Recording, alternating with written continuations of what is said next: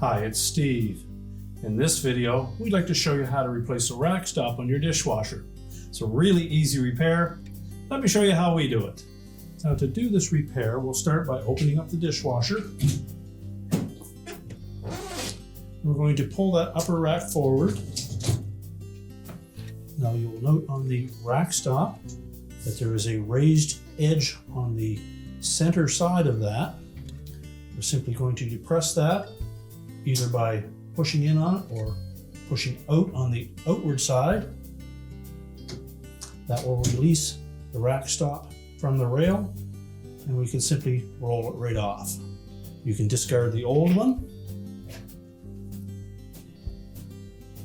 Now, to position the new one, again, we want to make sure that the raised edge is on the inside of that rail.